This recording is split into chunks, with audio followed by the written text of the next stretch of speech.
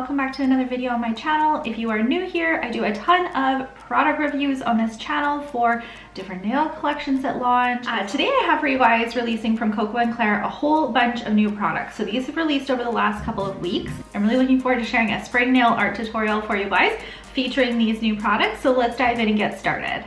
3 of the new colors that launched from KoKo and Claire are inspired by the Pantone Color of the Years, which this year is a gray and yellow. So I wanted to design a set using the gray and yellow because I absolutely love gray and yellow together. It is such a nice combination.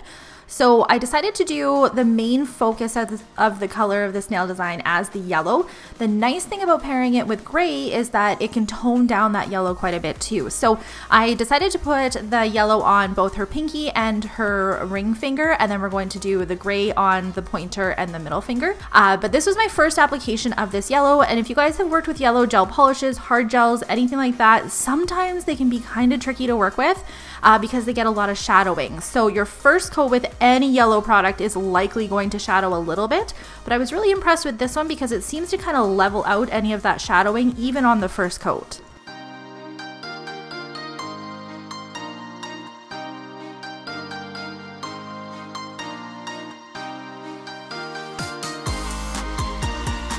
There are 2 shades of gray that launched with this collection as well. There's kind of a lighter gray, and then there's a little bit darker, more blue-based gray. And I decided to go with the light one, which is called Fading Fog. And I thought this would pair a little bit better with the yellow tone that I'm using for this design as well. Plus, because it's lighter, I thought it would be a better background color to do some nail art on top of it with. For some reason in my mind, I had an idea of doing an abstract nail design on top of the gray. If you guys have been here for a while, you know that I am not the best at abstract nail designs, something that is just completely random, but I wanted to try incorporating some foils as well as some of the chromes that launched from this recent launch as well. So I'm just going to cut up some kind of yellowy gold foil and just randomly apply it on top of the dispersion layer on the gray nails. And then I'm just going to take a little bit of the chrome in the silver as well as the kind of yellowy gold type of color and just dab it into that dispersion layer too.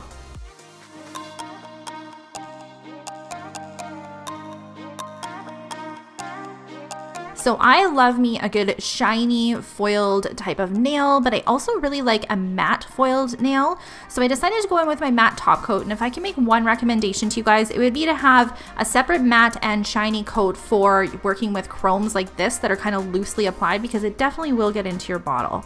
After that is cured, I'm going to go in and do some hand painted zebra, and I'm just using a water-based paint to do this and like a longer kind of striping brush because I prefer to paint with actual paints versus like a gel polish.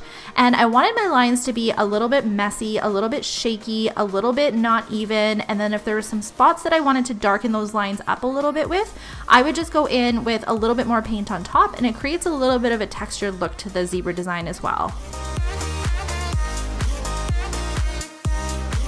I love doing opposite colored nails. So on the ring finger, I'm going to take some silver foil, do the exact same steps as on the pointer one, just in some different colors. And I love that the chrome palettes can be used not just to create a full chrome nail, but to add some texture to your nail designs as well.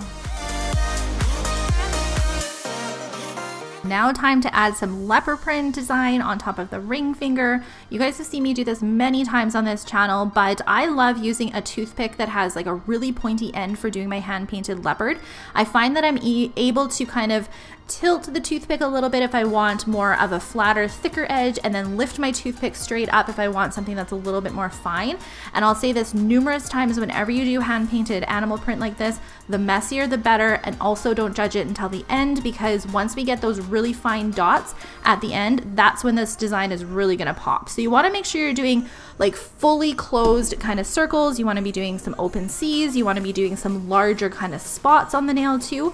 And then when you have the majority of the color kind of filled in, that's when you go in and do your random kind of dots all over the place, or your smaller little full circles or anything like that, and that'll really make the leopard design pop. I also love the contrast between the black on top of the yellow here. It really pops.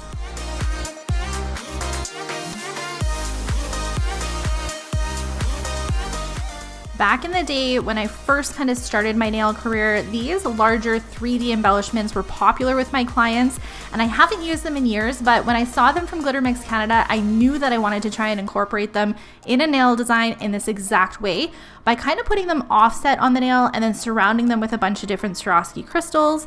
On this particular nail, because it is a gray background, I wanted to use a yellow flower and then surround it with some clear crystals, which are great filler crystals because they pair with anything, as well as some lighter yellow crystals that I believe are called Janquil, if I'm saying that correctly.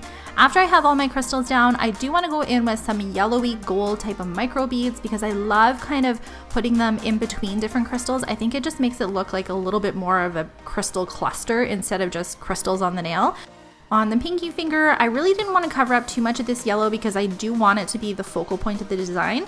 So I'm just going to add some clear crystals as well as some silver shade crystals on it and just do a really small cluster in the corner.